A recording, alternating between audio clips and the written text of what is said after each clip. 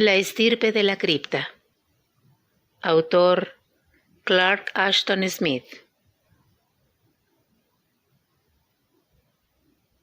En cierto modo es una suerte que la historia que debo relatar ahora se refiere en gran parte a sombras indecisas, a dudosas insinuaciones y a deducciones discutibles. De otra manera, jamás habría sido escrita por mano humana, ni leída por los ojos de los hombres. Mi participación en el espantoso drama fue breve, ya que se limitó a su último acto. Los primeros apenas constituían para mí una leyenda remota y horrible.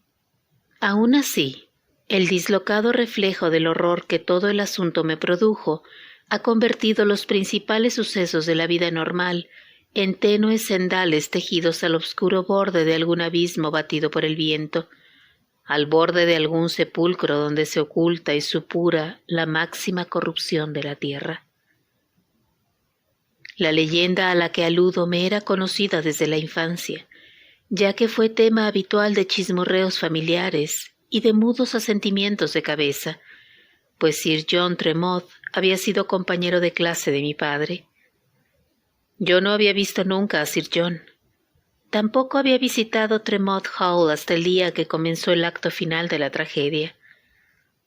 Mi padre emigró de Inglaterra. Me llevó consigo a Canadá cuando todavía era un niño. En Manitoba prosperó como apicultor y después de su muerte las colmenas me tuvieron muy ocupado durante varios años, sin poder realizar mi sueño dorado, que era visitar mi tierra natal y viajar por sus comarcas rurales. Cuando por fin logré realizar el viaje, recordaba muy confusamente las viejas habladurías sobre Sir John. Un día, ya en mi país natal, decidí dar una vuelta en motocicleta por las típicas comarcas inglesas. Tremont Hall no formaba parte de mi itinerario, desde luego. Al fin y al cabo, el espantoso suceso relacionado con dicha mansión no suscitaba en mí ninguna curiosidad morbosa, como acaso la hubiera suscitado en otras personas. Fui a parar allí por pura casualidad. Había olvidado por dónde caía Tremont Hall. Ni siquiera se me ocurrió que pudiera estar por los alrededores. De haberlo sabido, creo que me hubiera desviado, a pesar de la urgente necesidad de buscar albergue aquella noche, antes de tomar parte en la tremenda desdicha que afligía a su dueño. Cuando llegué a Tremont Hall, estábamos a principios del otoño. Acababa de hacerme una jornada entera de viaje a través de una campiña ondulada por serpenteantes carreteras y pacíficos caminos vecinales. El día había sido despejado. Brillaba un cielo pálido sobre los nobles parques teñidos de rojo y ámbar en la languidez otoñal. Pero avanzada la tarde, comenzó a extenderse la niebla por las bajas colinas y acabó por envolverme en su seno espectral, de suerte que me extravié y no pude encontrar indicación alguna que me orientara hacia la ciudad donde pensaba pasar la noche. Seguí adelante al azar con la idea de que no tardaría en dar con otra bifurcación. La carretera era poco más que un rústico camino vecinal totalmente solitario. La niebla se había hecho más espesa y oscura, borrando el horizonte en toda su extensión. A juzgar por lo que veía, el paisaje de la región estaba formado de matorrales y peñascos, sin vestigio de cultivo alguno. Subí un repecho y descendí después por una cuesta larga y monótona, mientras la niebla se hacía más densa con el crepúsculo. Me parecía que rodaba en dirección oeste, pero ante mí en la pálida oscuridad no descubría el más mínimo resplandor que indicara el lugar donde se estaba poniendo el sol. Me llegaba un húmedo olor salitroso, como de marismas. La carretera describió una curva muy cerrada y me dio la sensación de que rodaba entre hoyas y pantanos.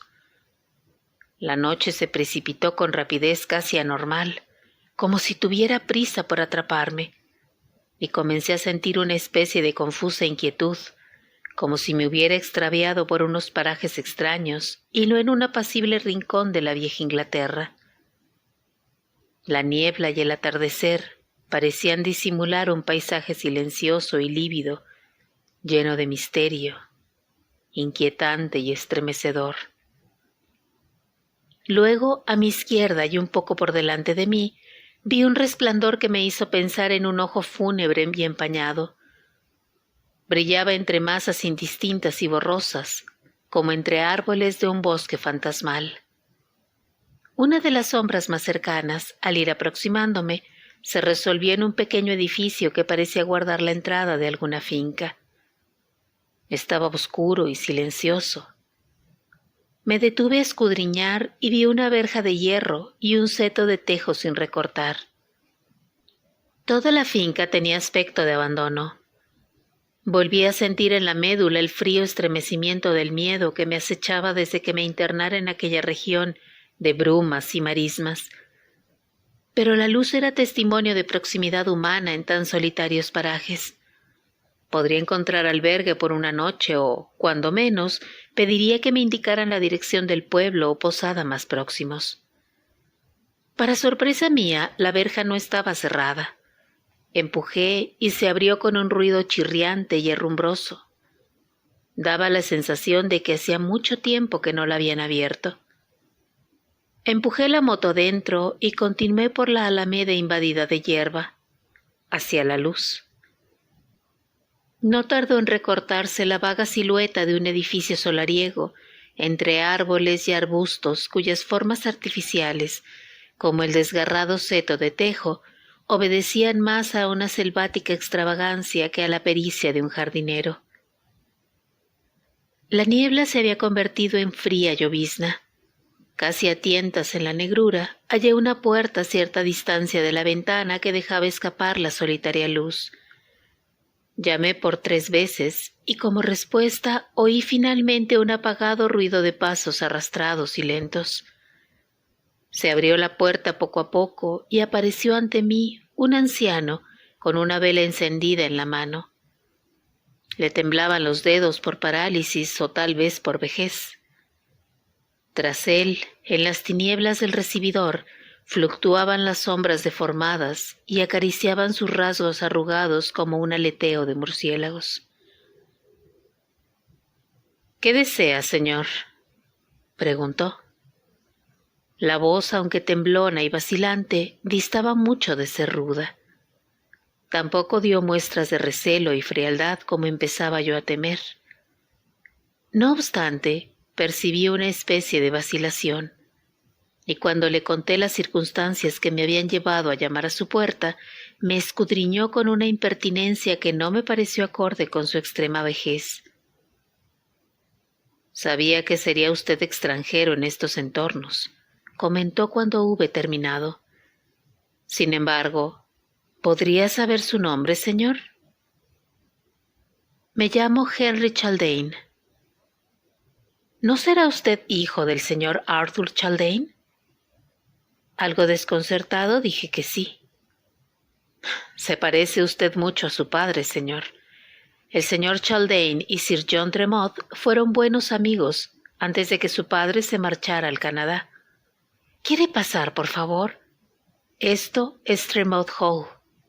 Sir John no tiene costumbre de recibir invitados desde hace mucho tiempo, pero le diré que está usted aquí y puede que quiera saludarle. Asustado y no muy agradablemente sorprendido por el descubrimiento del lugar donde me encontraba, seguí al anciano hasta un despacho atestado de libros, cuyo mobiliario evidenciaba lujo y abandono. Encendió una antigua lámpara de aceite de pantalla pintada y polvorienta y me dejó solo entre aquellos muebles y libros más polvorientos aún. Sentía una turbación extraña, una sensación de entrometimiento mientras aguardaba bajo la desfallecida amarillez de la lámpara. Me volvían a la memoria los detalles espantosos y casi olvidados del relato que había oído a mi padre en mi infancia. Lady Agatha Tremont, la esposa de Sir John, había sido víctima de ataques catalépticos. El tercer ataque pareció causar su muerte, ya que no revivió después del intervalo acostumbrado. El cuerpo de Lady Agatha fue llevado al panteón de la familia, que se hallaba situado en la parte posterior de la mansión y era casi fabuloso por sus dimensiones y antigüedad. Al día siguiente del entierro, Sir John, angustiado por una duda extraña y persistente sobre el dictamen final del médico, había visitado nuevamente el panteón. Al entrar, oyó un alarido espeluznante y encontró a Lady Agatha incorporada en su ataúd. La tapa, que había sido afirmada con clavos, estaba en el suelo. Parecía imposible que hubiera sido arrancada por los esfuerzos de una frágil mujer. Sin embargo, no cabía otra explicación, y la misma Lady Agatha contribuyó bien poco al esclarecimiento de las circunstancias de su extraña resurrección. Medio trastornada y casi delirante, en un estado de inenarrable horror fácil de comprender, refirió en forma incoherente lo que había sucedido. No recordaba haber hecho esfuerzo alguno por liberarse de su ataúd, pero se sentía enormemente trastornada por el recuerdo de una cara pálida, espantosa, inhumana, que había visto en la oscuridad al despertar de su profundo letargo mortal. Fue la visión de ese rostro, inclinado sobre ella en el ataúd ya abierto, lo que le hizo dar un grito enloquecedor. Aquel ser había desaparecido antes de que se acercara a Sir John, huyendo velozmente hacia el interior del panteón. Apenas pudo hacerse una vaga idea de su aspecto general. Creía, sin embargo, que tenía un rostro blanco, ancho, y que echó a correr como un animal a 4 patas, aunque sus miembros parecían humanos. Como es natural, su relato fue considerado como un sueño o producto del delirio provocado por el trauma de su espantosa vivencia, que había borrado toda huella del verdadero motivo de su terror. Pero el recuerdo de la horrible cara y del aspecto general del repulsivo visitante llegó a convertirse en perpetua causa de obsesión, y sus frecuentes delirios ponían de manifiesto el terror morboso que la dominaba. Nunca se recobró de su ansiedad. Siguió viviendo en un deplorable estado físico y mental y falleció 9 meses más tarde, después de dar a luz a su único hijo. La muerte fue misericordiosa con ella, porque el niño, al parecer, era uno de esos pequeños monstruos espantosos que a veces aparecen en la estirpe humana. No se conocía la naturaleza exacta de su anormalidad, aunque corrían rumores temerosos y contradictorios, probablemente suscitados por el médico, las enfermeras y la servidumbre que lo habían visto. Algunos criados, después de haber visto al pequeño monstruo, abandonaron Tremont Hall y se negaron a volver. Después de la muerte de Lady Agatha, Sir John se retiró de la vida social y poco a poco dejó de hablarse de él y de la desgracia que significaba tener un hijo como el suyo. No obstante, la gente decía que lo tenía encerrado bajo llave, en un cuarto de ventanas enrejadas en las que nadie podía entrar más que el propio Sir John. Esta tragedia había destrozado su vida, convirtiéndole en un recluso. Vivía solo, con 1 o 2 criados fieles, y no hacía nada por evitar la decadencia y el abandono en su propiedad. Sin duda, pensaba yo, el anciano que me había recibido era uno de los criados que se quedaron junto con él. Aún estaba reflexionando sobre la terrible leyenda, esforzándome por recordar algunos detalles casi olvidados, cuando oí un ruido de pasos. A juzgar por su lentitud, me imaginé que era el criado el que regresaba. Pero me había equivocado. La persona que entró era nada menos que el propio Sir John Tremont. Su alta figura, ligeramente encorvada, el rostro arrugado como por efecto de algún corrosivo, todo en él reflejaba una dignidad que parecía triunfar sobre la doble catástrofe de enfermedad y la amargura de la muerte. No sé por qué, aunque podía haber calculado su verdadera edad, había esperado encontrarme con un anciano. Pero no. En realidad Sir John era un hombre en plena madurez. No obstante, su palidez cadavérica y su paso vacilante eran los de una persona afectada por alguna enfermedad fatal. Al dirigirse a mí, se mostró impecablemente cortés, incluso afable, pero su voz era la de alguien para quien las relaciones y las actividades de la vida habían perdido todo su significado y trascendencia desde hacía ya muchísimo tiempo.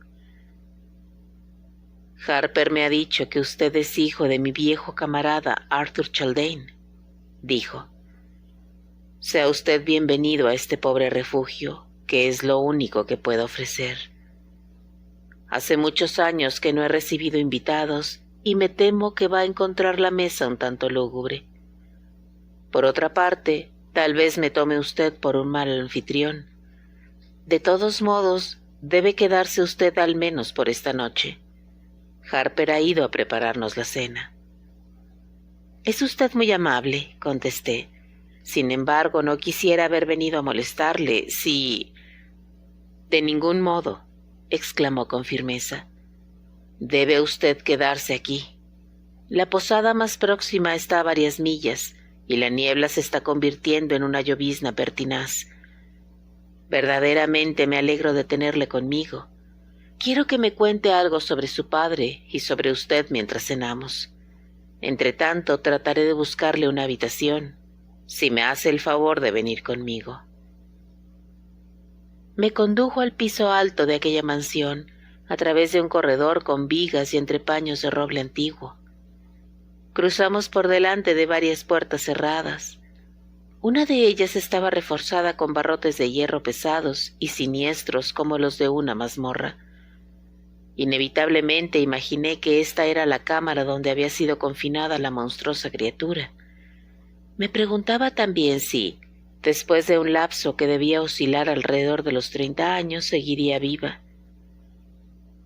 Cuán insondables, cuán repugnantes debieron ser sus desviaciones con respecto al tipo humano medio para que fuera necesario retirarlo inmediatamente de la vista de los demás.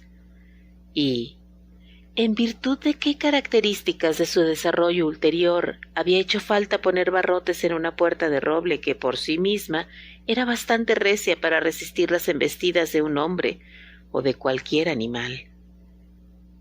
Sin dirigir una sola mirada a la puerta, mi anfitrión siguió adelante, portando una bujía que apenas temblaba entre sus débiles dedos.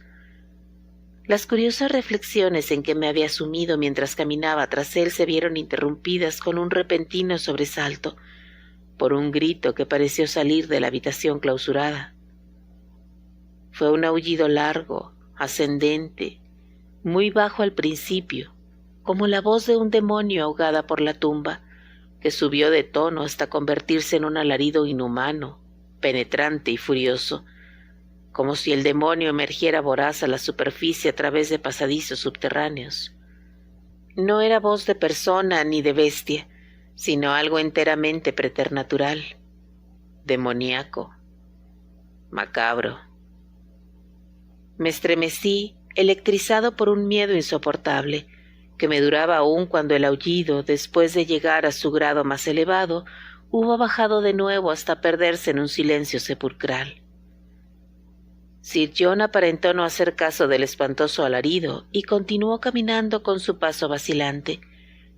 Llegó al final del corredor y se detuvo ante la segunda habitación a partir de la puerta reforzada. «Usted ocupará esta habitación», dijo. «Es la siguiente a la mía». No se volvió a mirarme mientras hablaba. Su voz era forzada, impersonal, reprimida. Me di cuenta sobresaltado de que la habitación que me indicaba como suya era contigua a la cámara de la que parecía haber brotado el tremendo aullido. Se notaba que mi habitación no había sido usada desde hacía años. Reinaba un aire denso, frío, malsano, con un olor a husmo penetrante. Los muebles estaban cubiertos de polvo y telarañas. Sir John comenzó a disculparse. «No sabía el estado en que se hallaba la habitación», dijo. «Le diré a Harper que suba después de cenar a quitar el polvo y poner ropa limpia en la cama». Le aseguré que no tenía por qué disculparse. La tremenda soledad, la vejez de la antigua mansión, sus años de abandono y la inconsolable aflicción de su propietario me tenían hondamente impresionado. No me atreví a especular demasiado sobre el horrible secreto de la cámara enrejada, ni sobre el alarido que todavía vibraba en mis nervios trastornados. Me lamentaba ya de la extraña casualidad que me había conducido a este lugar. Sentía un deseo imperioso de salir, de continuar mi viaje aún de cara a la fría lluvia otoñal y al viento de la noche, pero no se me ocurría ninguna excusa sólida y verosímil. Evidentemente, no tenía más remedio que quedarme. La cena, en un salón lúgubre pero señorial, fue servida por el anciano Harper. La comida era sencilla, aunque sustanciosa y bien preparada. El servicio, impecable.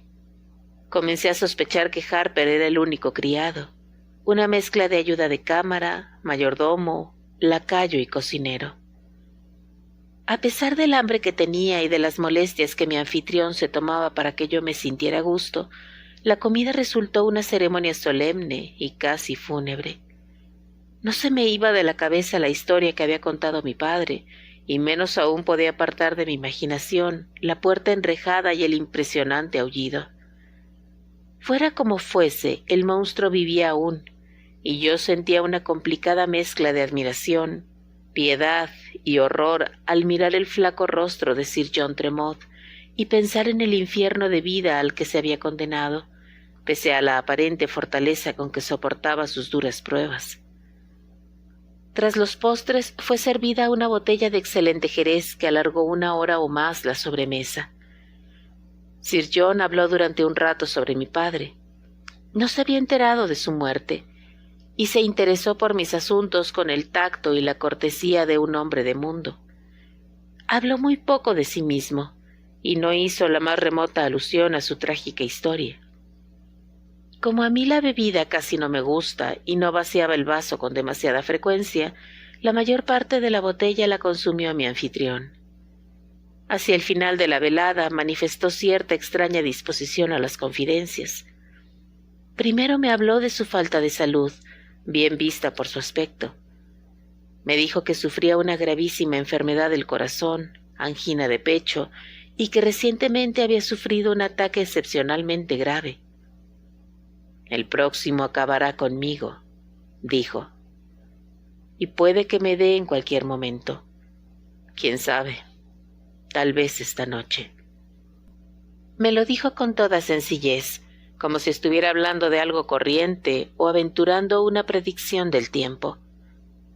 Luego, después de una breve pausa, con más énfasis y más peso en sus palabras, comentó: «Quizá usted piense que soy una persona rara, pero tengo aversión a los entierros en criptas y panteones. Quiero que mis restos sean incinerados y he consignado por escrito todas las disposiciones necesarias para ello. Harper se encargará de que se cumplan debidamente. El fuego es más limpio y es el más puro de los elementos. Acaba con todos esos procesos infames que se producen entre la muerte y la plena desintegración final. No puedo soportar la idea de una tumba mohosa, infestada de gusanos». Continuó hablando sobre el mismo tema durante un buen rato.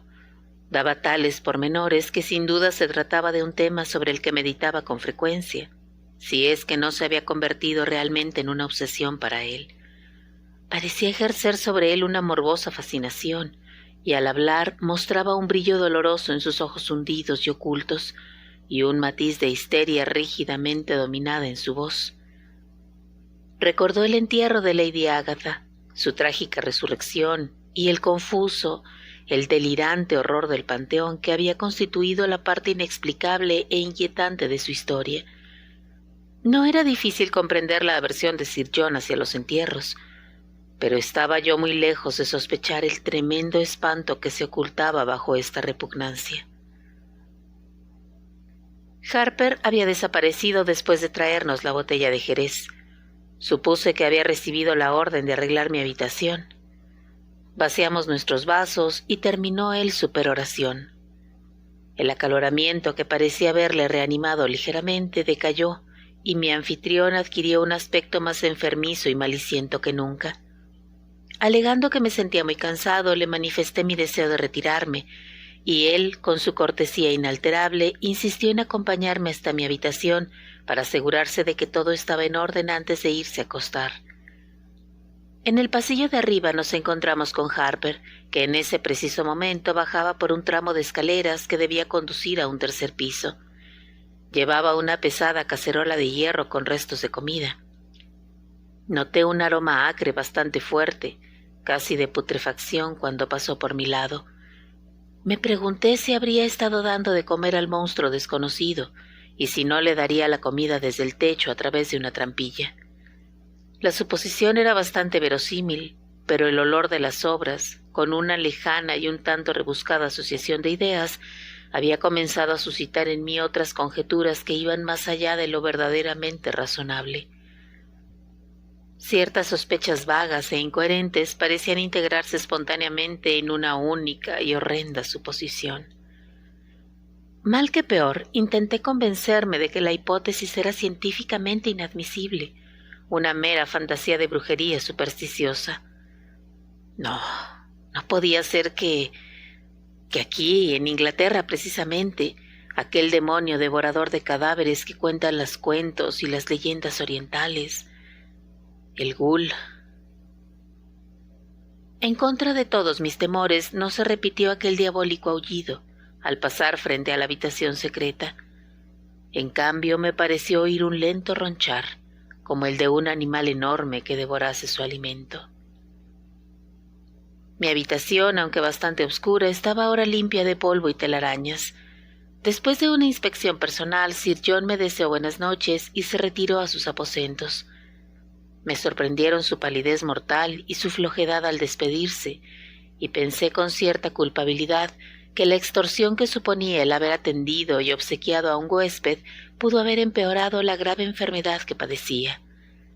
Me pareció descubrir un dolor, un sufrimiento bajo la armadura de urbanidad, y me pregunté si aquella urbanidad no era mantenida a un precio excesivo.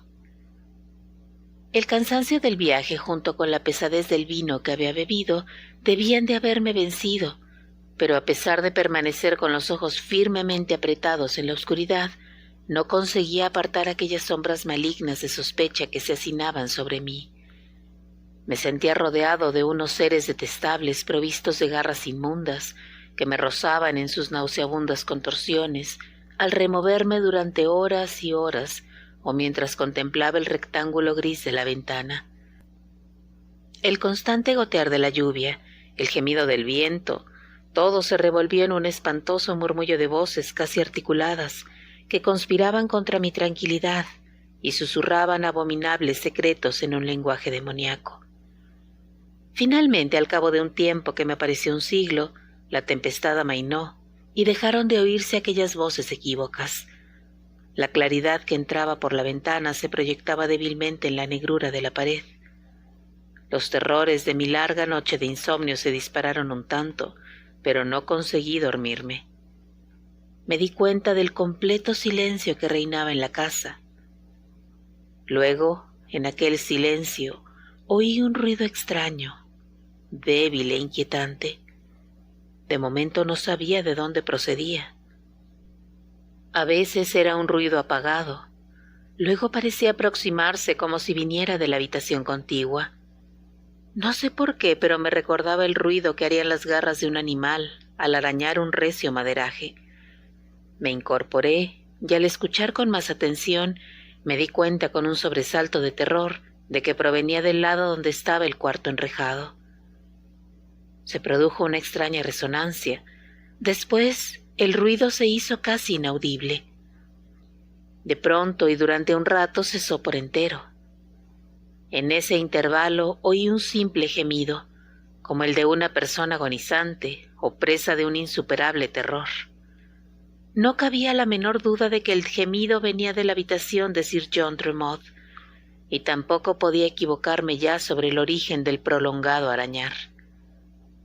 El gemido no se volvió a repetir, pero comenzó nuevamente aquel rascar en la madera y ya continuó hasta el amanecer. Después, como si la bestia que arañaba fuese de costumbres nocturnas, el ruido cesó y no se escuchó más. Hasta ese momento había permanecido en una insoportable tensión de nervios.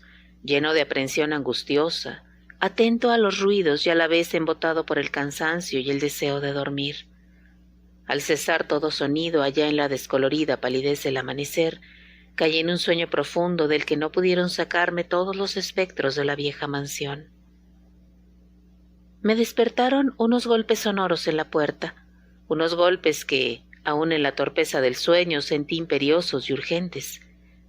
Debían ser cerca de las 12 del mediodía, y con cierto sentimiento de culpa por haberme recreado demasiado en la cama, corrí a la puerta y abrí inmediatamente. Harper, el viejo criado, estaba allí plantado, y su temblorosa excitación revelaba que algo terrible había sucedido.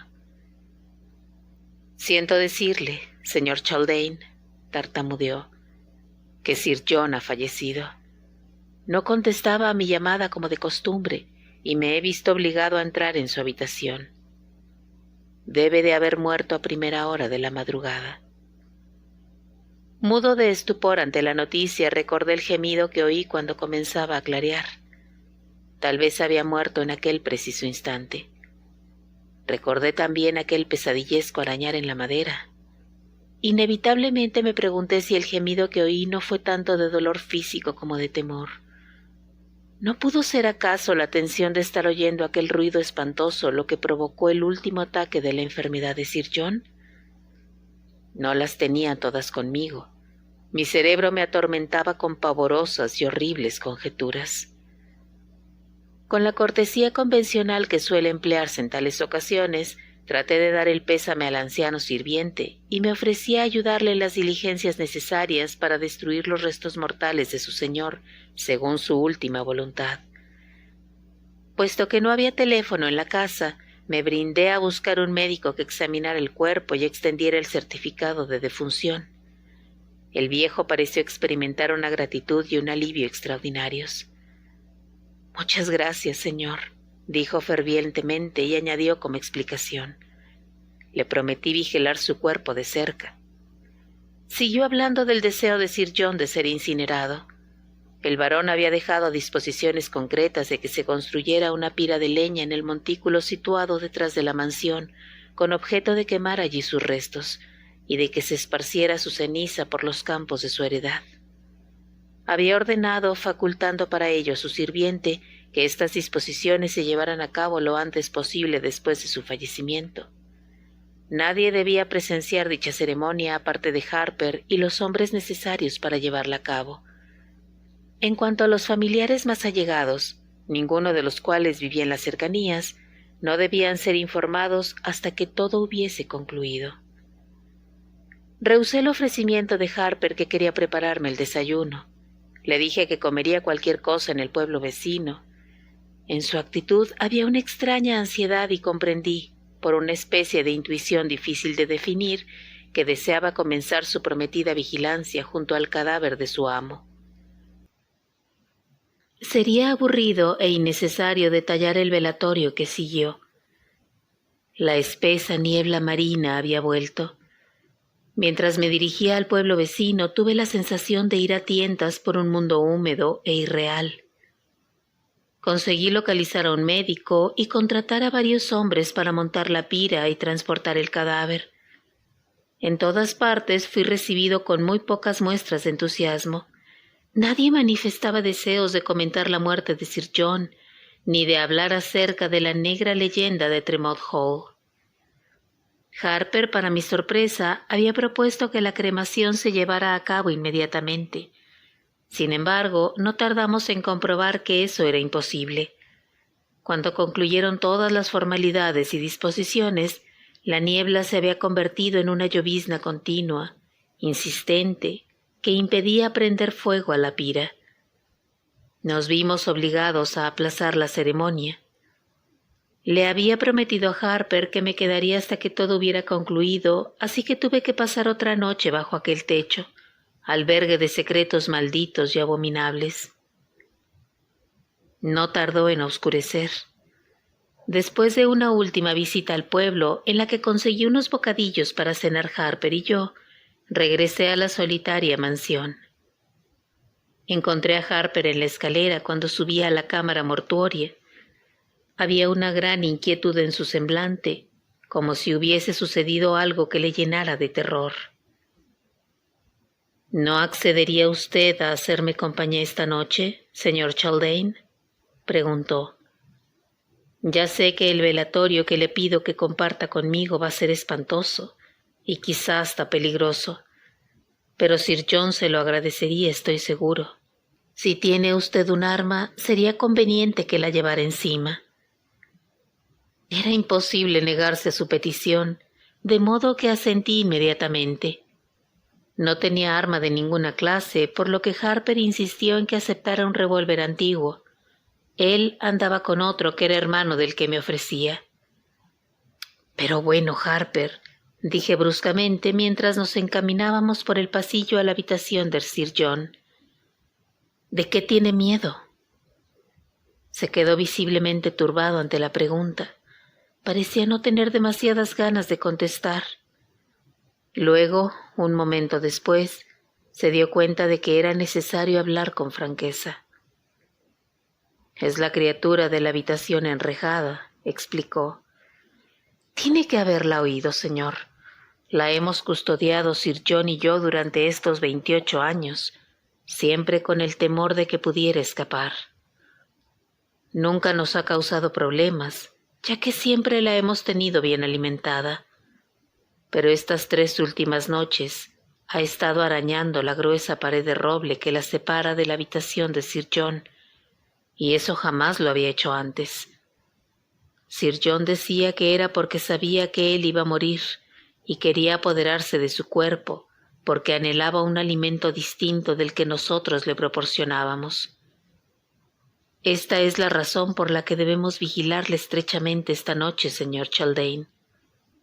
Pido a Dios que la pared aguante, pero esa bestia sigue arañando y arañando como un demonio, y no me gusta la resonancia del ruido. Parece como si hubiera gastado el tabique y estuviera a punto de romperlo. Asustado por esta afirmación de la espantosa conjetura que me había ocurrido la noche anterior, me quedé sin contestar. Cualquier comentario habría resultado banal. Tras esta abierta declaración de Harper, la anormalidad de aquella criatura tomaba un carácter más sombrío y desquiciado, más poderoso y amenazador. De buena gana habría renunciado al velatorio, pero me era imposible, naturalmente. Al cruzar por delante de la puerta enrejada, pude oír que su ocupante rascaba con furia, de una manera diabólica, ruidosa y frenética. Inmediatamente comprendí el tremendo miedo que había impulsado al anciano a solicitar mi compañía. El ruido era indeciblemente alarmante y turbador. Era de una insistencia inquebrantable. Delataba un deseo irreprimible y una brutal voracidad. Al entrar en la habitación del difunto, el ruido se hizo más claro y adquirió una resonancia espantosa y desesperada. Durante el transcurso del día me había abstenido de visitar esta habitación. No tengo esa morbosa curiosidad que sienten muchos por contemplar los efectos de la muerte, de modo que esta era la segunda y última vez que veía a mi anfitrión. Completamente vestido y preparado ya para la pira, yacía en la fría blancura del lecho, cuyas cortinas de raso habían sido retiradas a los lados. La habitación estaba iluminada por altos cirios, alineados en los brazos de un antiguo candelabro que descansaba sobre una mesita. Los cirios derramaban una luz vacilante por la estancia plagada de sombras mortuorias. Un poco en contra de mi voluntad, miré los rasgos del muerto y aparté los ojos rápidamente. Esperaba ver una blancura y una rigidez marmórea, pero no esa expresión de terror infinito, de ese mismo terror que sin duda debió ir minando su corazón a lo largo de los años y que, con un autodominio casi sobrehumano, consiguió ocultar en vida de las miradas indiscretas. Daba la sensación de que no estaba muerto, de que aún escuchaba, atento y angustiado, los ruidos pavorosos que muy bien pudieron haber sido la causa del desenlace fatal de su enfermedad. Había varias sillas que, como el lecho, parecían del siglo XVII. Harper y yo nos sentamos junto a la mesita, entre el lecho mortuorio y la pared revestida de oscura madera, y comenzamos así nuestro velatorio. Estando sentados allí, me dio por representarme el aspecto de aquella monstruosidad sin nombre. Por los rincones de mi cerebro se sucedieron, fugaces y caóticas, imágenes amorfas, pesadillescas, de los horrores del sepulcro. Sentía una tremenda curiosidad, cosa extraña en mi natural forma de ser, que me impulsaba a hacer preguntas a Harper. Pero por otra parte me lo impedía una más poderosa inhibición. A su vez, el anciano tampoco tenía deseos de hacer ninguna clase de comentario, limitándose a vigilar la pared con ojos alarmados y fijos. Sería imposible referir la tensión violenta, la expectación sombría y macabra de las horas que siguieron. El maderaje debía de ser de una gran dureza y espesor, y sin duda podía desafiar todas las acometidas de aquella criatura armada tan solo de garras y dientes. No obstante, a pesar de argumentos tan reconfortantes, me pareció que de un momento a otro vería derrumbarse el zócalo encima de mí. El ruido de las uñas poderosas proseguía eternamente. Mi enfebrecida imaginación lo percibía más fuerte y más cercano cada vez. A intervalos me parecía oír un quejido apagado, anhelante, como el de un animal hambriento acercándose a la boca de su madriguera. Ninguno de los dos hablamos de lo que debíamos de hacer, caso de que el monstruo consiguiera su propósito. Había, empero, un tácito acuerdo entre nosotros, y yo, que nunca había sido supersticioso, empecé a preguntarme si el monstruo poseería una constitución lo bastante orgánica para ser vulnerable por las balas de un revólver. ¿Hasta qué punto se habrían desarrollado los caracteres de su desconocido y fabuloso progenitor? Traté de convencerme de que tales cuestiones y conjeturas eran sencillamente absurdas, pero me las planteaba una y otra vez, como fascinado por el vértigo de un abismo prohibido. La noche fue transcurriendo como las negras y perezosas aguas de un río. Los altos cirios funerarios se habían consumido hasta pocos centímetros de los brazos verdosos del candelabro. Esta fue la única circunstancia que me dio idea del paso del tiempo, porque me encontraba como sumergido en una eternidad de tinieblas, como paralizado por un horror ciego. Llegué a acostumbrarme de tal manera a aquel perenne escarbar de zarpas en la madera, que su aumento y violencia se me antojaban figuraciones mías. Y así fue como sobrevino el final, casi sin darnos cuenta. De súbito oí un golpe, un ruido provocado al astillarse la madera, y al mirar espantado hacia la pared, vi saltar un listón que quedó colgado de un entrepaño. Luego, antes de que pudiera recobrarme ni comprender lo que revelaba el testimonio de mis sentidos, saltó en mil pedazos un gran trozo semicircular de pared, bajo la arremetida de un cuerpo pesado. Gracias a Dios, seguramente, no he podido recordar jamás qué clase de ser infernal salió de aquel boquete. El choque provocado por el exceso mismo de terror me ha borrado el recuerdo de los detalles. No obstante, me quedó la vaga impresión de un cuerpo enorme, blancuzco, lampiño, que caminaba a cuatro patas. Recuerdo también grandes colmillos en un rostro semihumano y enormes uñas de hiena. Un olor pútrido precedió a su aparición, como la vaharada del cubil de un devorador de carroñas. Y luego, de un salto prodigioso, la criatura cayó sobre nosotros. Oí los repetidos disparos del revólver de Harper, cortantes, vengativos en la habitación cerrada. El mío solo produjo un chasquido metálico y herrumbroso. Tal vez era demasiado viejo el cartucho. Sea como fuere, el arma falló. Antes de que pudiera apretar el gatillo otra vez, me sentí arrojado al suelo con una terrible violencia, golpeándome la cabeza contra el pesado pie de la mesita. Sobre mi conciencia pareció caer un velo de tinieblas, espolvoreado de incontables lucecitas, que me ocultó la escena totalmente. Después desaparecieron todas las luces y quedé completamente en la oscuridad. Poco a poco comencé a tener conciencia de una llama y una sombra, pero la llama era brillante y oscilaba y parecía aumentar y hacerse más luminosa cada vez. Entonces mis sentidos inciertos y embotados se reavivaron ante un acre olor a ropa quemada.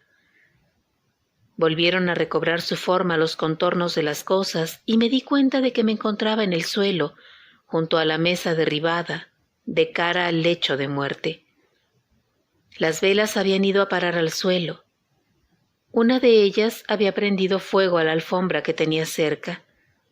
Otra, algo más allá, había incendiado las colgaduras de la cama y las llamas se habían corrido rápidamente hacia el enorme dosel.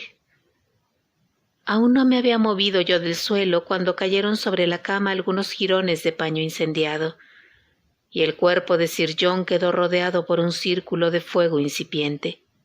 Con mucho trabajo conseguí ponerme en pie, aturdido aún por el golpe recibido en la caída. La habitación estaba desierta, aparte del viejo criado que yacía en el umbral y se quejaba débilmente. La puerta estaba abierta como si alguien o algo se hubiera marchado mientras estaba yo sin conocimiento. Me volví otra vez hacia la cama con la instintiva intención de apagar el fuego, pero las llamas se extendían rápidamente, se elevaban cada vez más, pero no tan deprisa que me ocultaran las manos y las facciones, si es que se podían llamar así, de lo que había sido Sir John Tremouth. No haré ninguna referencia explícita a este último horror. Me gustaría igualmente no acordarme de aquello. El monstruo había huido asustado por el fuego, pero demasiado tarde. Poco más me queda que añadir. Tambaleándome con Harper en brazos, eché una mirada hacia atrás. La cama y el dosel formaban una masa de llamas envolventes. El desdichado varón había encontrado su pira funeraria tan deseada por él en su propia cámara mortuoria. Estaba a punto de amanecer cuando salimos de la infausta mansión. La lluvia había cesado. El cielo aparecía surcado de nubes plomizas. El aire fresco reanimó al criado que permaneció junto a mí sin pronunciar una palabra mientras contemplábamos cómo se elevaban las llamas que brotaban del tejado de Tremouth Hall y un cárdeno resplandor comenzaba a extenderse por los 4 costados del edificio. A la luz combinada del pálido amanecer y el fantástico incendio, descubrimos a nuestros pies unas huellas semihumanas de grandes uñas caninas, hondamente impresas en el barro. Salían del edificio en dirección a la colina que había detrás. Sin decir palabras seguimos las huellas. Casi en línea recta nos llevaron a la entrada del antiguo panteón familiar, hasta la pesada puerta de hierro cerrada por orden de Sir John Tremouth durante toda una generación. Pero la encontramos abierta. La cadena oxidada y la cerradura habían sido destrozadas por una fuerza brutal. Después, al examinar el interior, vimos las huellas de barro que descendían hacia las tinieblas eternas de la muerte. Los dos íbamos desarmados. Habíamos dejado nuestros revólveres en la cámara mortuoria, pero no nos paramos a deliberar. Harper llevaba una buena provisión de cerillas y buscando por allí encontré una rama que podía servirme de garrote. En silencio, con tácita determinación, realizamos una minuciosa inspección de las criptas más inmediatas, gastando una cerilla tras otra a medida que avanzábamos por entre sombras y moho.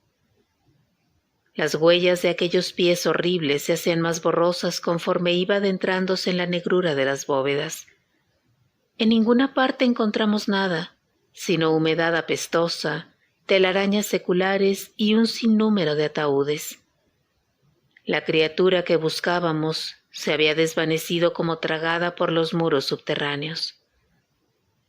Por último regresamos a la entrada. Allí, a plena luz del día, habló Harper por primera vez y dijo en voz baja y temblorosa: «Hace muchos años, poco después de morir Lady Agatha, Sir John y yo inspeccionamos el panteón de un extremo a otro, pero no encontramos rastro alguno del ser que nos imaginábamos. Ahora es inútil buscar, igual que lo fue en aquel entonces. Existen misterios que, gracias a Dios, jamás llegaremos a desentrañar. Lo único que sabemos es que el engendro de las tumbas ha regresado a las tumbas. Que permanezca ahí es menester». En silencio y en lo más profundo de mi corazón, repetí sus últimas palabras y su ferviente deseo.